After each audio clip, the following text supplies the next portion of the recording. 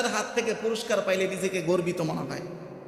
তাদের সঙ্গী হতে পারলে মানুষ গর্বিত হয়।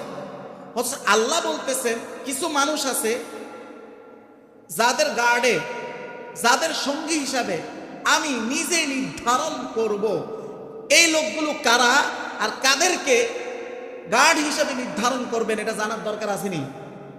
আসেন হাদিসে, বুখারীর বর্ণনা, হাদিস নাম্বার 4936 নম্বর হাদিস। এই হাদিসে আমার আপনার মায়ার নবী বলেন, হাদিস খানা হযরত আয়েশা থেকে বর্ণিত, তিনি বলেন আল মাহিরু বিল কুরআন মা'আস সাফারাতিল কিরামিল বারারা। আল্লাহর নবী বলেন যারা দুনিয়াতে কোরআনে দক্ষ, কিসে দক্ষ? তো তাদের সাথে যদি দুনিয়ার কোনো গার্ড নাও থাকে, আল্লাহর নবী বলেন আল্লাহর পক্ষ থেকে আল্লাহর নৈকট্যশীল, আল্লাহর কাছের বাছাই করা নৈকট্যশীল ফেরেশতারা তার গার্ডে থাকে। সুবহানাল্লাহ পড়ে। তার গার্ডে কারা থাকে? কথা বলে না, কারা থাকে? ফেরেশতারা। আচ্ছা বলেন তো,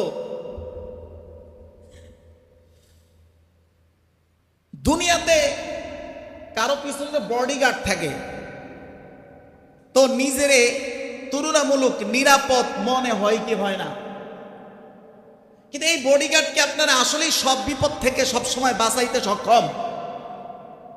দুনিয়াতেই সক্ষম না। যদি আপনার মৃত্যু হয়ে যায় এরপরে বডিগার্ড আর কোনো কাজে আসে? সহজ কথা তো উত্তর দেন, আর কোনো কাজে আসে? আসে না। কিন্তু যার বডিগার্ড হলো আল্লাহর নৈকট্যশীল ফেরেশতা, এই ফেরেশতা মৃত্যুর আগে যেইভাবে আছে মৃত্যুর পরেও সেইভাবে থাকা, এটা অসম্ভব না সম্ভব? তাহলে যার গার্ডে ফেরেশতা, তার মৃত্যুর পরের পদযাত্রাটা কি জাহান্নামের দিকে হবে না নিশ্চিত জান্নাতের দিকে? কোন দিকে? জাহান্নাম না জান্নাত? জান্নাত। তাহলে কোরআনের উপর আমাদের দক্ষতা অর্জন করার দরকার আছে না নাই? এইটা মুখে বললে তো হবে না, শুধু মুখের বলায় কিছু আসে যায় না। এইটাকে বাস্তবে রূপান্তর করতে হবে, বাস্তবে এইটার জন্য দৌড় ঝাঁপ শুরু করতে হবে। আল্লাহ আমাদেরকে তৌফিক দান করুন, পড়ি আমিন। এরপরে আসেন